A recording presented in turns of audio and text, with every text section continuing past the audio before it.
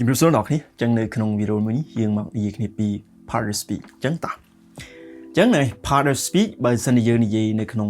ភាសាខ្មែររបស់យើងគឺថ្នាក់ពាក្យណាបាទថ្នាក់ពាក្យមូលហេតុដែលខ្ញុំគេថាបញ្ចូលមេរៀនហ្នឹងនៅក្នុងវគ្គសិក្សារបស់យើងគឺនៅពេលដែលយើងប្រឡងបាក់ឌុបបាទគឺយើងធ្វើអាផ្នែកដំបូងគេបង្អស់គឺ reading បាទ reading ហ្នឹងគឺគេតម្រូវឲ្យយើងបំពេញចន្លោះអញ្ចឹងយើងត្រូវបាទចេះ part of speech ហ្នឹងយើងត្រូវចេះមើលថាប្រឡោះហ្នឹងគួរដាក់អីណាបាទអញ្ចឹងអាហ្នឹងมันជួយយើងបានច្រើនឥឡូវយើងមកមើលបាទថាអ្វីទៅគឺជា part of speech មុនសិនណាបាទអញ្ចឹង part of speech បើយើងនិយាយពីអីគេនៅក្នុងភាសាខ្មែរយើងហ្នឹងអីគឺថ្នាក់ពាក្យណាបាទ in English every word has a job in a sentence has a job អញ្ចឹងបានន័យថាវាមានមុខងារវាមានតួនាទីផ្សេងគ្នាណាបាទ word can be grouped according to the job these group are called part of speech ណាអញ្ចឹងអាហ្នឹងបើយើងនិយាយពីថ្នាក់ពាក្យនេះទៅវាដូចជាការងារវានីមួយនៃពាក្យណាបាទវាដូចជាការងាររបស់វាអញ្ចឹងថ្នាក់ពាក្យគឺយើងដឹងហើយគឺមាន8ណាទាំងអស់គឺវាមាននាមវាមានសព្វនាមវាមានកិច្ចសព្ទណាវាមានគុណនាមវាមានគុណកិរិយាបាទវាមានធ្នាក់វាមានឈ្នាប់ហើយវាមានបាទឧទានសព្ទណាបាទយើងឃើញមានច្រើនឥឡូវយើងមកនិយាយមួយបើសិនតែយើងរៀនលម្អិតអាចថា part of speech ហ្នឹងយើងនិយាយមកវគ្គសិក្សាក៏បានដែរព្រោះមានច្រើនអានេះដូច noun នៅចឹងទៅយើងមាននិយាយផ្សោនៅចឹងទៅណាប៉ុន្តែអានេះយើងនិយាយពីលក្ខណៈ overall ទេណាបាទកុំឲ្យវិញឆ្ងាយអញ្ចឹង noun អ្វីទៅគឺជា noun បាទយើងត្រូវស្គាល់ពី definition របស់វាបាទណា a noun is a word that names a person place a thing or idea នឹងដូចតែក្នុងភាសាខ្មែរយើងដែរទេនាមគឺជាពាក្យដែលវានិយាយពីឈ្មោះមនុស្សនេះសត្វវត្ថុឬក៏ជាគំនិតអីចឹងទៅបាទឧទាហរណ៍ teacher Cambodia book happiness market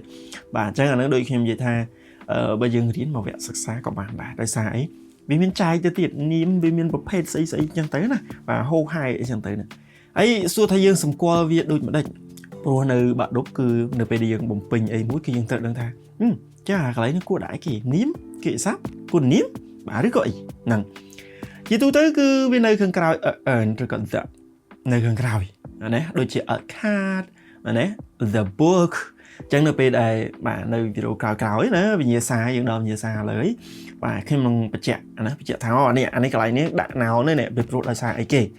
កន្លែងនេះដាក់ verb ឯងដោយសារនេះកន្លែងសម្គាល់គឺកន្លែងនេះណាគឺវាអាចជា plural ដូចជា dogs ដូចជា books បើដូចជាពាក្យផ្សេងៗដូចជាគុណនាមអីអត់ដែលមាន s ទេណាឬ we can be subject ឬក៏ object ណាដូចជាអីគេ dog បើយើងនិយាយឆ្កែដេញកដុលបាទអញ្ចឹងអានេះឆ្កែជាប្រធានបាទខ្ញុំឲ្យចំណុចឆ្កែគឺជាកម្មបត្តិឃើញទេបាទវាអាចដើរតួជាប្រធានវាអាចដើរតួជាកម្មបត្តិហ្នឹង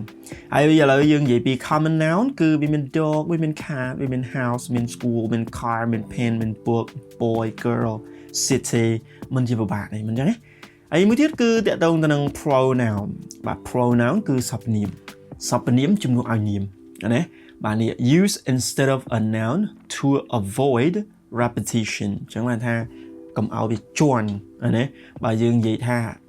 អីគេតារាគឺជាសិស្សបាទតារាទៅសាលារាល់ថ្ងៃតារាគាត់អីដែលណាបាទអញ្ចឹងគឺយើងប្រើ pronoun យកទៅជំនួសដើម្បីកុំឲ្យវាជាន់អញ្ចឹង pronoun វាមានច្រើនណាវាមាន subject pronoun object pronoun possessive pronoun អញ្ចឹងទៅហ្នឹងហើយឧទាហរណ៍មានដូចជា he she it are you we they អញ្ចឹងទៅ subject pronoun ណាហ្នឹងហើយហើយដល់ពេល object pronoun មានអីគេខ្លះនឹងដែលតាមមកវិញដែលយើងធ្លាប់រៀនណាហើយសួរថាយើងបាទសម្គាល់ pronoun ដោយរបៀបណាគឺវា replace noun ណាវាជំនួសឲ្យនាមដូចជាគេយើងនិយាយ Sokha is my friend Sokha is kind ដែរអញ្ចឹងយើងនិយាយថា Sokha is my friend she is kind គេ she common personal pronoun វាមាន I you we they អញ្ចឹងតែអាហ្នឹងគឺហ្នឹងឯងងាយទេបាទគឺយើងគិតដល់ subject pronoun object pronoun អីចឹងទៅហើយបន្ទាប់ទៀតគឺ verb គឺវាបង្ហាញនៅសកម្មភាពវាសំដែងបាទសកម្មភាពណាឬក៏អាចជា state នេះជា state ជាសភាពវាអត់មានសកម្មភាពទេដូចជា love ណាស្រឡាញ់ដែលមានសកម្មភាពណាបើយើងទៅថើបគេអាហ្នឹងថើបណាមានសកម្មភាពបើយើងទៅអោបគេអាហ្នឹងអោបណាវាមានសកម្មភាពអោបអីចឹងទៅណាប៉ុន្តែ បាទគេសាប់ភាគច្រើនដែលយើងអាចសម្គាល់បានគឺមានសកម្មភាពដូច run តើយើងមានសកម្មភាពបានយើងអាចរត់បាន eat sing ណាឬក៏ is are was ឬក៏ become ហ្នឹងអាហ្នឹងគឺជា state ហ្នឹងហើយសួរថាយើង recognize វាបែបណាណាដល់ពេលដែលយើងបំពេញបាទបំពេញចន្លោះសួរយើងកន្លែងហ្នឹងធ្វើម៉េចបើយើងអាចដឹងថាកន្លែងហ្នឹងដាក់ verb ហើយបាទជាទូទៅគឺបាទវាបង្ហាញពី action កន្លែងហ្នឹងណាហើយអ្វីដែលសំខាន់គឺនេះ follow by to ណាកាលណាយើងឃើញ to អីចឹងទៅនៅខាងក្រៅវាភាគច្រើនគឺជាកិច្ចសព្ទហើយណាបាទដូចជា I want to eat ឃើញទេបាទ change form គឺវាអាចបដូរណាកាលបាន eat ទៅជា ate ទៅជា eaten អីចឹងទៅហើយ common helping verb គឺយើងមាន am is are was were អញ្ចឹងទៅបាទ modal verb អីហ្នឹងណាបាទហើយបន្តមកទៀតគឺយើងនិយាយពី adjective បាទ adjective គឺវាបាទគេពីព្រោះនេះឲ្យនាមគុណនាមពីព្រោះនេះឲ្យនាមគុណកិរិយាពីព្រោះនេះឲ្យកិរិយាស្រួលឃើញទេបាទដូចជាគេ big ណាធំស្អីគេធំផ្ទះធំណាអីគេផ្លូវធំណាហ្នឹងហើយsmall តូចbeautiful red smart បីគេ smart ណាឆ្លាតសិស្សឆ្លាតឃើញទេក្មេងឆ្លាតហើយសួរសម្គាល់មិនគឺវានៅខាងមុខនាមអានេះដូចជា position របស់វាអញ្ចឹងវានៅខាងមុខនាមណាដូចជា red car tall man ណា big house អូខេទេហើយវាតែងតែបាទឆ្លើយតបទៅនឹង what kind which one ឬក៏ how many ណា come afterគេថា state verb អាហ្នឹងនៅក្នុងរៀនអីគេ present continuous អញ្ចឹងទៅវាមាន state verb អញ្ចឹងគុណនាមក៏អាចឈរនៅខាងក្រៅ state verb បានដែរអានេះដូចជា look good អញ្ចឹង good ហ្នឹងមិនជាគុណនាម look មិនជា verb look good អានេះ sounds great ឃើញទេបាទអញ្ចឹង great ហ្នឹងគឺជាគុណនាមតាណាវាអាចឈរនៅខាងក្រៅបាទគេថា state verb បានហើយ common adjective គឺយើងមាន good មាន new big small happy sad បាទវាបង្ហាញពីបាទគេថាអីគេអារម្មណ៍ណាបាទឬក៏អីចឹងទៅហ្នឹងពាក្យទាំងអស់ហ្នឹងគឺយើងប្រើដើម្បីពីព្រោះនេះពីនាមហើយដល់ពេល adverb គឺដូចខ្ញុំនិយាយចឹងថាគុណនាមពីព្រោះនេះឲ្យនាមគុណកិរិយាព្រោះនេះឲ្យកិរិយាណា An adverb describe a verb បាទវាអាចពីព្រោះនេះឲ្យគុណនាមឬក៏គុណកិរិយាខ្លួនឯងបានឃើញទេ3ព្រោះនេះឲ្យកិរិយាសព្ទគុណនាមហើយនឹងគុណកិរិយាខ្លួនឯងណាបាទជាទូទៅវាបាទឆ្លើយតបទៅនឹងសំណួរវាឆ្លើយទៅនឹងសំណួរ how when where ឬក៏អញ្ចឹងទៅដូចជា quickly បាទរត់មិនរត់លឿនសរសេរមិនសរសេរស្អាតសរសេរលឿនសរសេរយឺតណាហ្នឹងហើយខេបញ្យល់មិនបញ្យល់បានខ្វះក្បាយបញ្យល់មិនបញ្យល់បាទស្អីអញ្ចឹងទៅណាហ្នឹងហើយហើយសួរថាយើងបាទអាចសម្គាល់វាដូចមិនដែរគឺជាទូទៅណាបាទយើងនិយាយ often ជារឿយគឺវាបញ្ចប់ដោយ ly ដូចជា quickly slowly ឬក៏ nicely ហ្នឹងហើយវា answer how when why អីចឹងទៅ she ran fast he speak well គាត់និយាយដោយរបៀបណាគាត់និយាយបានល្អគាត់រត់ដោយរបៀបណារត់លឿនរត់យឺតឃើញទេហ្នឹងហើយឃើញវាអាច modify adjective បានដូចជា very big ហ្នឹងបាទដូចជា very really absolutely ណាបាទ extremely អញ្ចឹងទៅហ្នឹងគឺសុទ្ធតែជាគុណកិរិយាដែលវាប្រព័ន្ធនេះឲ្យគុណនាមណាហើយយើងមានជាគុណកិរិយាមួយចំនួននេះបាទយើងអាចមើលខ្លួនឯងណាវា common ហើយយើងនៅសល់ប្រហែលទៀតគឺ preposition ធ្នាក់គឺតាក់បាទនេះស្រួលចាំអញ្ចឹងណាបាទធ្នាក់គឺយើងយកទៅតាក់មិនតាក់ពីពាក្យមួយទៅពាក្យមួយណាវាបង្ហាញពីទំនាក់ទំនងបាទពាក្យមួយទៅពាក្យមួយបើសិនខ្ញុំនិយាយថាសៀវភៅនៅលើតុបាទវាបង្ហាញពីទំនាក់ទំនងពីសៀវភៅហើយនឹងតុថាសៀវភៅនៅណាគឺនៅលើតុឃើញទេអញ្ចឹង preposition show the relationship between noun pronoun and another word in a sentence ឃើញដូចខ្ញុំនិយាយហ្នឹងបាទហើយអ្វីដូចជានេះយើងអាចមើលបាទតែងឃើញណាគឺមានដូចជា in on at under between អីចឹងទៅណាបាទហើយរបៀបសម្គាល់មិនគឺបាទវាអាច follow by a noun បាទដូចជាអីគេបាទ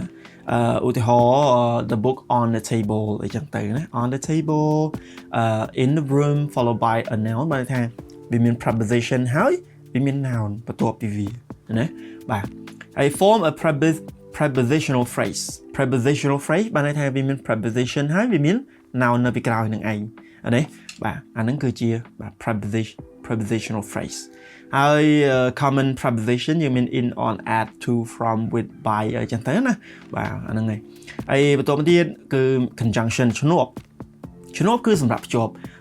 បើនិយាយទៅគឺយើងមានបាទដូចជាមាន adverbial clauses of បាទស្អីអញ្ចឹងណាបាទឥឡូវយើងនិយាយថា adverbial clauses គឺយើងតែងប្រើឈ្នួបទាំងអស់ណាឈ្នួបគឺមានន័យថាយកទៅភ្ជាប់ដូចជាពាក្យថា and but or so because although ឃើញទេបាទហ្នឹង because although យើងរៀនថ្មីណាមេរៀនថ្មីហើយសួរថាបាទដើម្បីសម្គាល់វាយើងសម្គាល់មិនគឺវា join ណាដូចខ្ញុំនិយាយថាបាទពាក្យឈ្នួបគឺភ្ជាប់អានេះយកទៅភ្ជាប់ណាបាទ join មិន tea and coffee ឃើញភ្ជាប់ tea and coffee join two clauses I like pizza because it is tasty ខ្ញុំចូលចិត្ត pizza ពីព្រោះបាទវាឆ្ងាញ់ណា common type គឺវាមានបាទ coordinating conjunction subordinating conjunction បាទអញ្ចឹងអាហ្នឹងដូចខ្ញុំនិយាយបាទនៅដើមវីដេអូអញ្ចឹងថាបើសិនជាយើងរៀនហ្នឹងគឺច្រើនណាបាទនេះខ្ញុំលើកជាទ្រុសណាជាលក្ខណៈ overall វាមាន fanboy វាមានអីអញ្ចឹងតែហ្នឹងហើយ common បាទគឺយើងមាន for យើងមានស្អីចឹងទៅណាបាទហើយបន្ទាប់មកទៀតគឺជា interjection ចុងក្រោយកុំឲ្យវីដេអូហ្នឹងបាទកាន់តែវែងឆ្ងាយគឺ interjection ឧទានបាទឧទានគឺបានការបន្លឺឡើង wow ណា oh ណាបាទនៅពេលយើងមុតបលាណាបាទអញ្ចឹងអាហ្នឹងគឺជាឧទានស័ព្ទ oh ណាបាទនៅពេលដែលយើងភ័យនៅពេលដែលយើងភ្ញាក់ផ្អើលអាហ្នឹងគឺជា interjection An interjection is a word, a phrase express strong emotion វាបង្ហាញពីអារម្មណ៍ហ្នឹងគឺមិនធម្មតាគឺ strong ណា strong emotion ដូចជា oh wow ouch hooray hey ឃើញបាទវាបង្ហាញមកគឺមិនធម្មតាទេចូលសួរថាយើងសម្គាល់មិនគឺវាមានសញ្ញាឧទាននេះមើលខាងលើមកគឺវាតែងតែមានសញ្ញាឧទាន stand alone គឺវាអាចនៅតែឯងបានណា wow យើងអាចដាក់ wow តែមួយម៉ាត់អញ្ចឹងក៏បានដែរវាកើតមកប្រយោគដែរ that amazing ណាបាទហើយ common interjection គឺយើងមាន wow or ouch hey oops ហ្នឹងគឺដូចយើងធ្វើអីខុសណាបាទយើងឧទាហរណ៍ថាយើងលេងសារជាមួយគ្នាផ្ញើសារបាទជាមួយគ្នាអញ្ចឹងទៅគេប្រាប់អូមិនមែនទេបាទមិនមែន2ទេ3 oops sorry oops yay phew aha bravo well ហ្នឹងបាទវាមានទាំងអស់ហ្នឹងហើយអាហ្នឹងបើនិយាយពីបាក់ឌុបមិនសូវជាសំខាន់ប៉ុន្មានទេអ្វីដែលសំខាន់គឺមានដូចជា verb មានដូចជា adverb មានដូចជា preposition noun បាទ pronoun អីជាដើមឥឡូវយើងបាទមក summarize វាបន្តិចមកណាបាទគឺ noun បាទគឺតើតោ name noun name ណា dog book happiness verb គឺសំដៅដល់ action ឬក៏អាចជា state ដូចជា run ដូចជា is adverb គឺ describe verb ណាតាមតែយើងមកដល់នេះសិនបាទ noun pronoun បាទគឺ replace noun ណាដូចជា he she it អីចឹងទៅណាដល់ពេល adjective គឺ describe noun ដល់ពេល adverb describe adverb ដែលបាទម្ដងទៀតគុណនាមពីពុននេះឲ្យនាមគុណកិរិយាពុននេះឲ្យកិរិយាហ្នឹងដល់ពេល preposition ធ្នាក់សម្រាប់តាក់បាទតាក់គឺតាក់ពីពាក្យមួយទៅពាក្យមួយណាបង្ហាញទំនាក់ទំនងពីពាក្យមួយទៅពាក្យមួយដល់ពេលឈ្នួបគឺភ្ជាប់ហ្នឹងភ្ជាប់អីគេភ្ជាប់ពីពាក្យមួយទៅពាក្យមួយភ្ជាប់ពី clear មួយទៅ clear មួយណាហ្នឹងដល់ពេល interjection គឺមិញអីគឺវាបង្ហាញពី emotion នៅពេលដែលយើងភ្ញាក់ផ្អើលនៅពេលដែលយើងភ័យខ្លាចណាបាទនៅពេលដែលយើងបាទអីចឹងទៅណាហើយវាតែងតែមានសញ្ញាឧទានអូខេអញ្ចឹងនឹងមានតែប៉ុណ្្នឹងនៅវីដេអូក្រោយគឺ